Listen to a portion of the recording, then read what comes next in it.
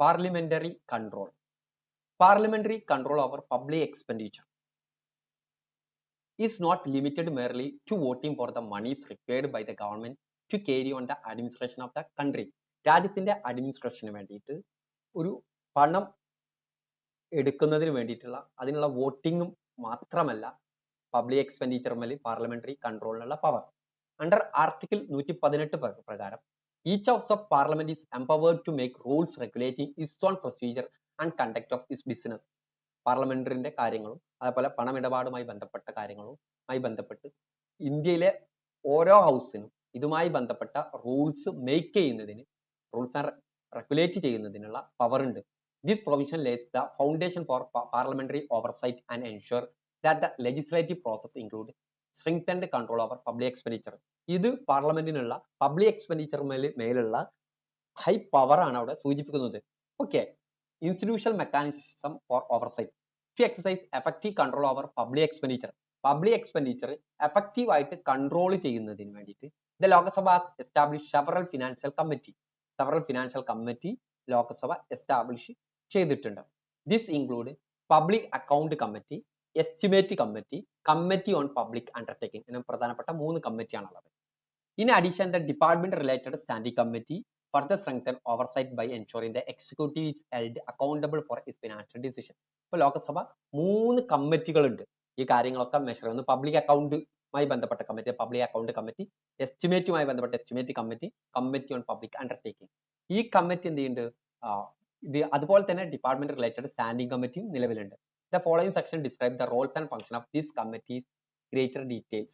Estimate committee. As per rule 310 of the Lok Sabha, a committee on estimate is constituted to examine the estimate submitted by various ministry and department. Various ministry department submit ചെയ്യുന്ന എസ്റ്റിമേറ്റുകൾ examine ചെയ്യുന്നതിന് വേണ്ടിയിട്ടുള്ളതാണ് committee on estimate. Its key function include reporting economic and efficiency measures.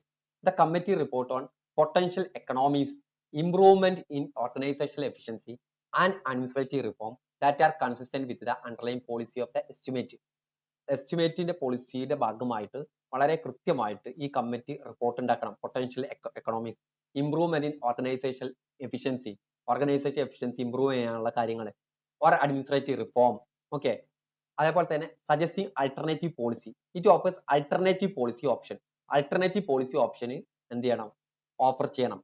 That could bring about greater efficiency ഉണ്ടാകുന്ന and economy in administration. Examination of expenditure layout. The committee scrutinizes whether the money has been well allocated.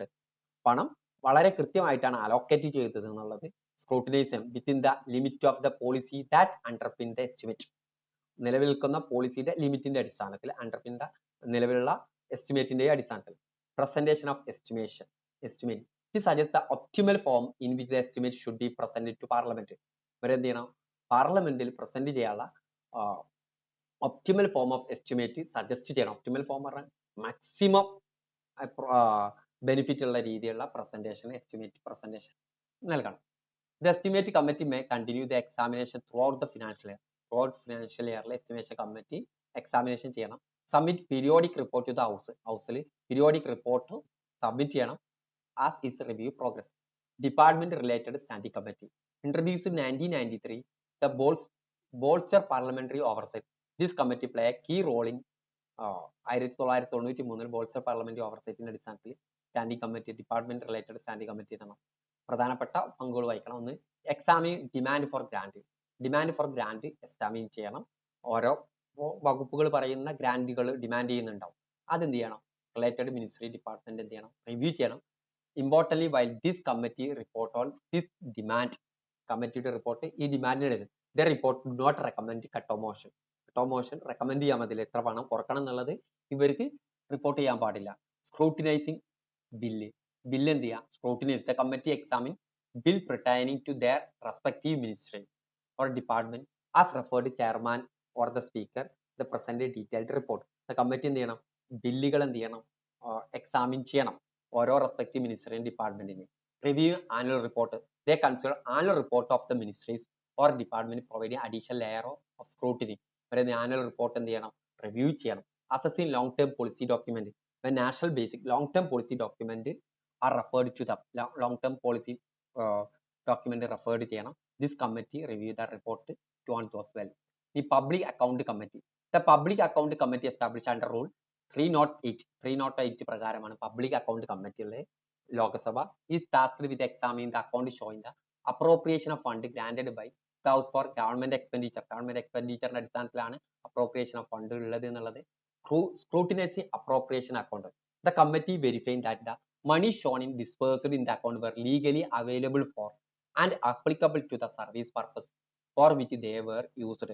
ഒരു വിഭാഗം ഒരു മിനിസ്റ്റർക്ക് കൊടുത്ത fund അല്ലെങ്കിൽ ഏതൊരു വിഭാഗത്തിന് കൊടുത്ത fund അവർക്ക് ലീഗലായിട്ട് പാർലമെന്റിൽ നിന്ന് പാസ്സാക്കിയ ഫണ്ടാണോ, അതേപോലെ തന്നെ അവർ സർവീസ് അപ്ലിക്കബിൾ ആയിട്ടുള്ള പർപ്പസിനാണോ ഇത് യൂസ് ചെയ്തത് എന്നുള്ളത് സ്ക്രൂട്ടിനൈസ് ചെയ്യണം. ഇത് also confirm that the expenditure confirm to the governing authority. Governing അതോറിറ്റിന്റെ എന്ത് ചെയ്യണം, എക്സ്പെൻഡിച്ചർ കൺഫേം ചെയ്യണം. And every re appropriation has been made according to the relevant rule framed competent authority.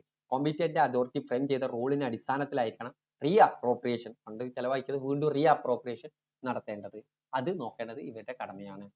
Examining statement of account. Statement of accounting showing the income and expenditure of state corporation, trading, manufacturing scheme, similar entity along with their balance sheet and profit or loss account. Different state കോർപ്പറേഷനുകൾ ഉണ്ടാവും, trading ഉണ്ടാവും, manufacturing സ്കീമുകൾ ഉണ്ടാവും. ഇവരുടെ account എന്ത് ചെയ്യുക, അവരുടെ income expenditure statement എന്ത് ചെയ്യുക, ഷോ ചെയ്ത് അത് റിവ്യൂ ചെയ്യണം. അത് ബാലൻസ് ഷീറ്റ് ചെക്ക് ചെയ്യണം, profit loss account. Statement account autonomous and semi autonomous body. Statement of account semi autonomous and semi autonomous ബോഡിയാണ്. The audit of which may be conducted by controller general of audit. CAG എന്ത് ചെയ്യും, ഇത് audit ചെയ്യും. either under the direction of പ്രസിഡന്റിന്റെ ഡയറക്ഷനിൽ by സ്റ്റാറ്റ്യൂവിന്റെ അടിസ്ഥാനത്തിൽ. Review CAG report. CAG report review ചെയ്യുന്നത് പബ്ലിക് അക്കൗണ്ട് കമ്മിറ്റിയാണ്. Examining excess expenditure. എക്സസ് ആയിട്ടുള്ള എക്സ്പെൻഡിച്ചർ എക്സാമിൻ ചെയ്യുന്നതും ഈ കമ്മിറ്റിയാണ്, പബ്ലിക് അക്കൗണ്ട് കമ്മിറ്റി.